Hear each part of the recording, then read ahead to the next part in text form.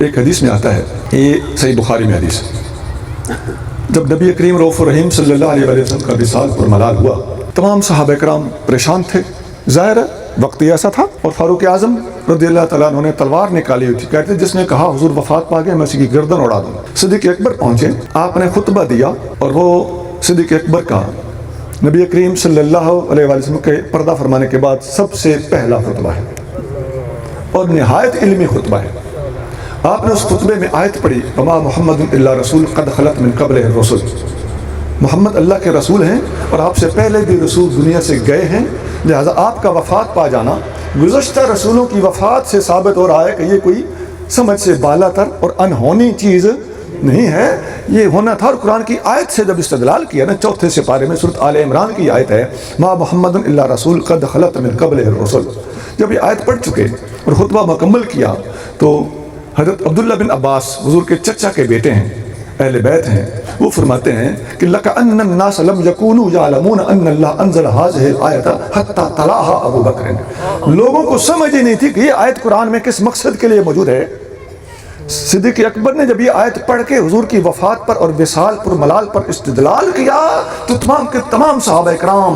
صدیق اکبر کے علم پر حیران رہ گئے۔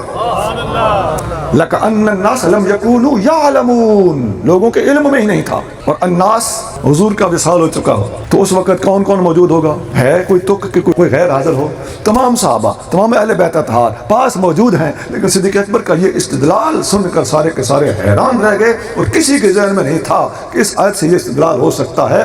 پھر اس کے بعد کیا ہوا؟ ہر بندے کی زبان پر یہ آیت جاری تھی،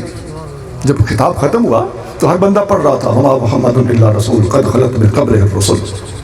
اس حدیث میں صوفیانہ بات کون سی، واصل ہونے والی بات کون سی ہے؟ یہاں صوفیاء نے جو اس حدیث کو کوٹ کیا ہے اور اس سے استدلال کیا ہے، صوفیاء فرماتے ہیں کہ صدیق اکبر رضی اللہ تعالی عنہ اس وقت اس مقام پر تھے جو صحو کا مقام ہوتا ہے، صاد ہا صاد ہے حلوے والی اور واو صحو، ایک ہوتا ہے سین ہے لاہوری اور واو، وہ ہوتا ہے جیسے سجدہ صاحب ہوتا ہے، وہ صاحب غلطی کو کہتے ہیں۔ یہ سواد کے ساتھ جو صاحب ہوتا ہے اس کا مطلب ہوتا ہے مکمل سلوک، جذب کا ایک قطرہ بھی موجود نہ ہو، اور اپنے روح، اپنے مزاج، اپنے مقام